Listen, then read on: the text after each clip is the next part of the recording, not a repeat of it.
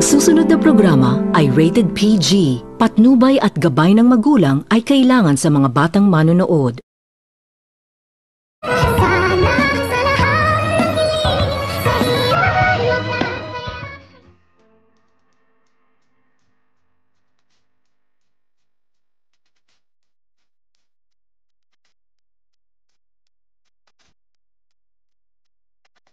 Ikinatuwa naman din ito ni Zoe pagkatapos nitong makita ni Zoe ang kanyang daddy na mayroon itong kasama na isang abogado sa kadahilanan na agad naman din itong pinasasalamatan ni Zoe ang kanyang totoong daddy na itong si Dr. Carlos dahil ang buong akala nito ni Zoe ay hindi umano siya tutulungan ng kanyang totoong daddy, kung kaya't agad naman din itong kinausap ni Dr. Carlos itong abogado na tulungan umano nito ng abogado itong si Moira na makalabas sa kulungan at hindi umano ito mahatulan ng guilty at handa umano itong si Dr. Carlos na magbabayad ng malaking halagang pera basta wag lang umanong makulong itong si Moira. Sa kadahilanan na agad naman din itong sinabihan ng abogado itong si Dr. Carlos na hindi umano siya makakapangako na makalabas umano sa kulungan itong si Moira dahil mabigat umano ang kaso nito at marami umano silang hawak na ebidensya at mahirap umano ito lusutan.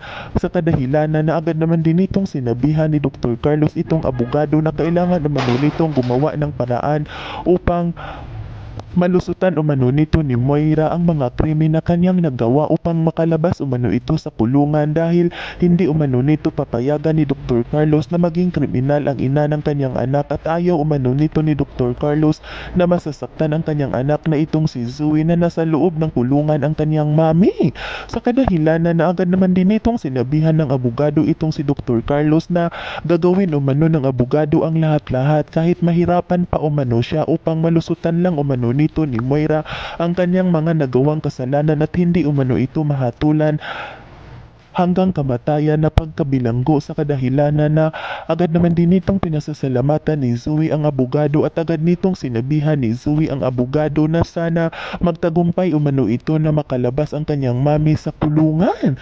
Kung kaya't agad naman din itong sinabihan ni Dr. Carlos ang kanyang anak na itong si Zoe na wag na umano itong malungkot dahil gagawin umano nito ni Dr. Carlos ang lahat-lahat upang mapawalang sala ang kanyang mami na itong si Moira at pag nakalabas na umano itong si Moira ay kailangan umano nitong sundin ni Zoe ang mga sasabihin ni Dr. Carlos na layuan na umano ni Moira ang mga tanyag upang hindi umano nito matuluyang makulong itong si Moira dahil alam naman umano nila na isang matinik na kalaban umano ang mga tanyag lalo na umano ang matanda na itong si Don Pipi dahil ang buong akala umano nila ay tuluyan umano itong mamamaalam ngunit nagkamali pala umano sila dahil marunong din umano ang matanda at nagpapanggap lang umano itong nakumatos ngunit hindi naman pala umano ito totoong nakumatos. Yan ay ating aabangan sa susunod pa na pangyayari sa kaganapang ito ng abot kamay na pangarap. Huwag mong kalimutang isubscribe at i-hit ang notification bell ng aking channel